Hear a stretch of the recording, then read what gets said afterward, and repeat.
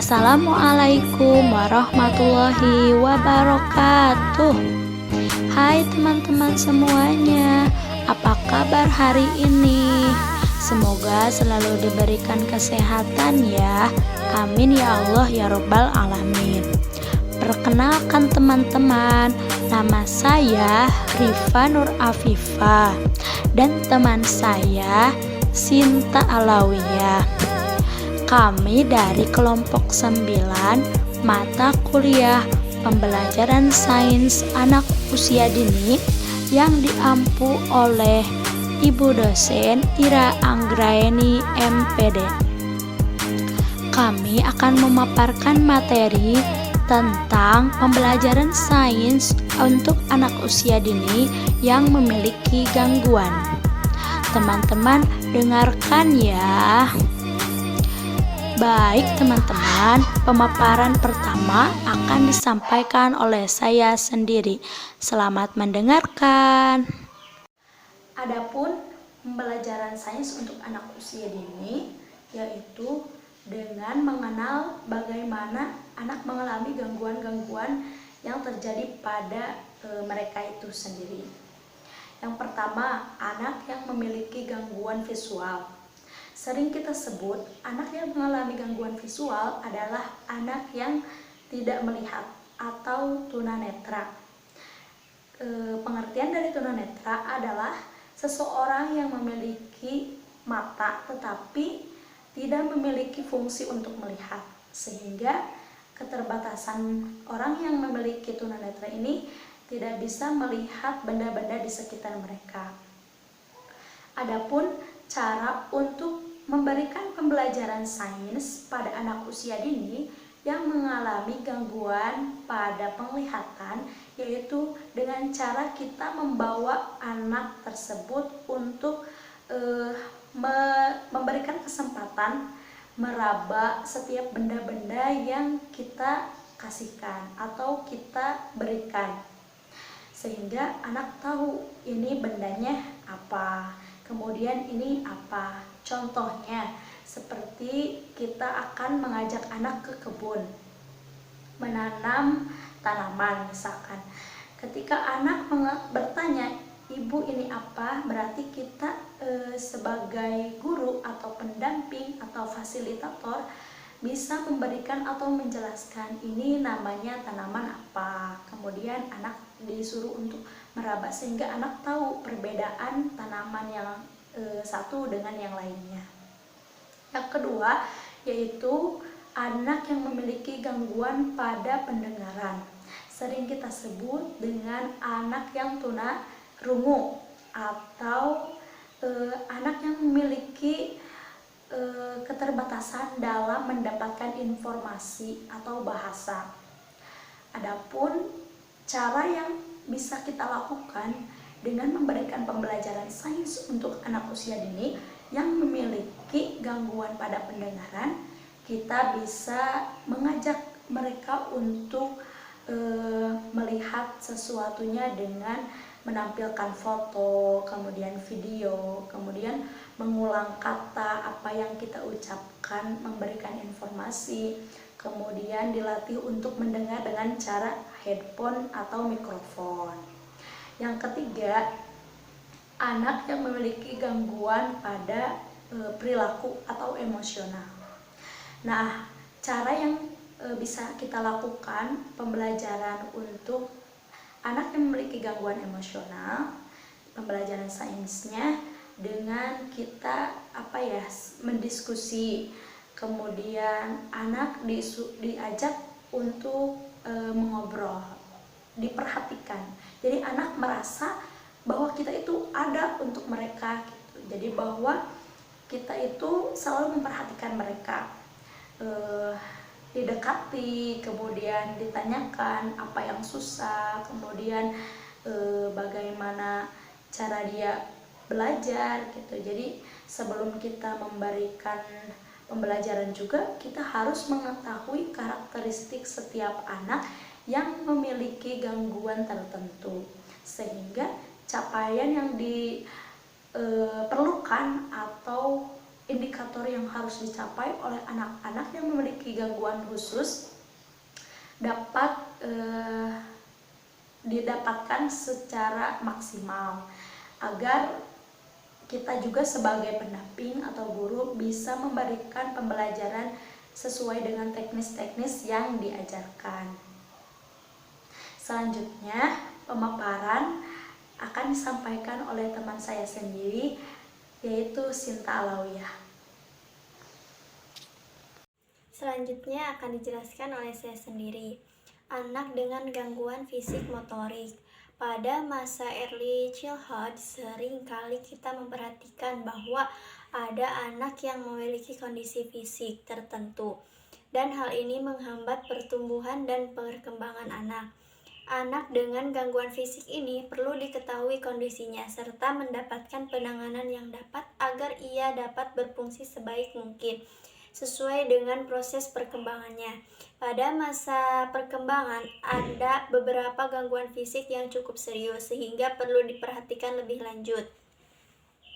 Nah, gangguan fisik tersebut adalah cerebral palsy yang merupakan gangguan pada kemampuan motorik karena adanya kerusakan otak serta kondisi fisik yang lainnya yang umum ditemukan pada masa perkembangan anak.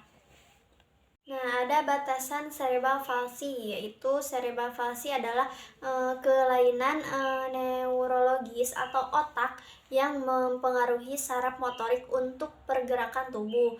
Penyakit ini biasanya muncul pada masa bayi atau anak usia dini. Fungsi motorik dan koordinasi otot mengalami masalah secara permanen, meskipun koordinasinya tidak memburuk seiring dengan waktu. Nah, secara harfiah, cerebral palsy atau CP diartikan sebagai lumpuh otak. Memang agak seram mendengar istilah yang terakhir ini, mengingatkan banyaknya fungsi otak yang begitu penting bagi tubuh. Seorang anak bisa berjalan, berlari, makan, tertawa, dan seterusnya, semua diatur oleh otak. Lantas apa yang terjadi apabila otak mengalami kelumpuhan? Nah, gejala cerebral palsy anak-anak bisa ketahuan terkena CP atau tidak. Biasanya dengan kita amati gejala selama 3 tahun pertama kehidupan seorang anak, gejala cerebral palsy yaitu kekakuan otot atau flabbiness, kelemahan otot, gerakan tubuh acak dan tidak terkendali. Cerebral palsy disebabkan oleh bayi lahir prematur sehingga bagian otak belum berkembang dengan sempurna. Yang kedua, bayi lahir tidak langsung menangis sehingga kekurangan oksigen saat dalam kandungan. Yang ketiga, adanya cacat tulang belakang dan pendarahan di otak. Nah, secara umum lumpuh otak dikelompokkan dalam 4 jenis, yaitu yang pertama, spastik atau tipe kaku-kaku dialami saat penderita terlalu lemah atau terlalu kaku. Jenis ini adalah jenis yang paling sering muncul, sehingga 65% penderita lumpuh otak masuk dalam teori ini. Yang kedua, ada atitod, terdiri di mana penderita yang tidak bisa mengontrol gerakan ototnya. Biasanya mereka punya gerakan atau posisi tubuh yang tidak biasa. Yang ketiga, kombinasi adalah campuran spastik dan etitod yang tadi. Yang keempat, hipotonis terjadi pada anak-anak dengan otot-otot yang sangat lemah sehingga seluruh tubuh selalu terkuasai. Biasanya perkembangan menjadi spastik atau etitod yang tadi. Ya, ada ciri-ciri cerebral palsy, yaitu gejala lumpuh otak bisa diketahui saat bayi berusia 3-6 bulan, yakni saat bayi mengalami keterlambatan perkembangan. Ciri umum dari anak lumpuh otak adalah perkembangan motorik yang terlambat atau refleks yang seharusnya menghilang tetapi masih ada, seperti refleks menggenggam hilang saat bayi berusia 3 bulan, bayi yang menjerit yang bayi yang berjalan jinjit atau merangkak dengan satu kaki diseret. Tetapi untuk cerebral palsy sampai saat ini belum ada obat yang bisa menyembuhkan lumpuh otak. Namun, tetapi ada harapan untuk mengoptimalkan kemampuan anak lumpuh otak dan membuatnya mandiri dengan terapi.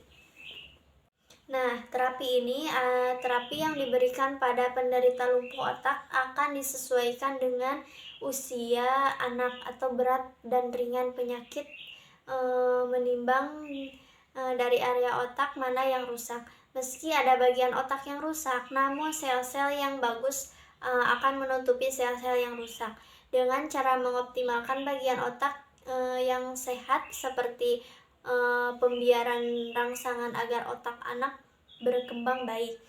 Rangsangan atau stimulus otak secara insentif bisa dilakukan melalui panca indera. Nah, yang selanjutnya ada anak dengan sakit kronis. Yang pertama, malaria. Malaria ditularkan oleh hewan paling mematikan di dunia yang dikenal manusia, nyamuk Anopheles betina. Bahkan malaria tidak dapat dialihkan melalui kontak fisik, tetapi tetap saja menyumbang jutaan kematian di seluruh dunia setiap tahun. Statistik menunjukkan bahwa setiap 30 detik seorang anak meninggal akibat malaria di Afrika. Angka kematian 1-5 juta jiwa setiap tahunnya. Nah, yang kedua ada diare. Diare pada anak sering disebabkan oleh rotavirus. Penyebab diare lainnya adalah ada kolera, disentri, dan sejumlah infeksi bakteri lainnya. Seperti cacing Micrococcus, diare mudah disembuhkan jika diobati secara dini. Kebanyakan kematian akibat diare, terutama pada anak-anak, berhubungan dengan dehidrasi. Nah, yang ketiga ada 2 miliar orang didiagnosis. Nah, yang ketiga ada tuberkulosis atau bisa disebut TBC ya. 2 miliaran orang didiagnosis TBC setiap tahun. TBC membunuh jutaan orang setiap tahunnya. Gejala TBC termasuk menggigil, demam, batuk kronis, lemah, dan penurunan berat badan. Nah, hal ini sangat menukar serta dapat menyebar melalui bersin dan batuk. Nah, TBC tidak diragukan lagi merupakan salah satu penyakit yang paling mematikan di dunia dalam hal tingkat kematian. Yang keempat ada campak. Campak dengan mudah disembuhkan tetapi mematikan jika tidak ditangani. Penyakit ini terjadi terutama pada anak-anak. Campak dapat menyebabkan kerusakan otak, kebutaan, dan anak-anak rentan terhadap diare dan pneumonia. Nah, ada yang terakhir, pembelajaran sains. Konsep tentang sains yang bersifat standar dan dapat diterima oleh semua pihak. Sulit dikemukakan, tetapi batasan-batasan yang bersifat mendasar atau substansi dapat dimunculkan dari berbagai dimensi. Dari sudut bahasa, sains atau science atau bahasa Inggrisnya berasal dari bahasa Latin, yaitu dari kata scienti, artinya pengetahuan. Para ahli memandang batasan etimologis yang tepat tentang sains, yaitu dari bahasa Jerman. Hal itu dengan merujuk pada kata Wissenschaft yang memiliki pengertian pengetahuan yang tersusun atau terorganisasikan secara sistematis.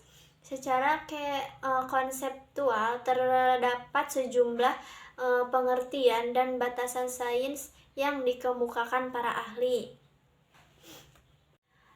Amin 1947 mendefinisikan sains sebagai bidang ilmu alamiah dengan ruang lingkup zat dan energi, baik yang terdapat pada makhluk hidup maupun tak hidup.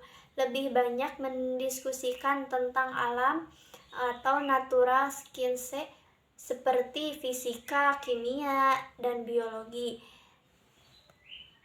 Senada dengan Conan atau Abu Ahmadani 1991 memberikan pengertian sains sebagai ilmu teoritis yang didasarkan atas pengamatan, percobaan-percobaan terhadap gejala alam berupa makrokosmos atau alam semesta dan mikrokosmos atau isi alam semesta yang lebih terbatas, khususnya tentang manusia dan sifat-sifatnya.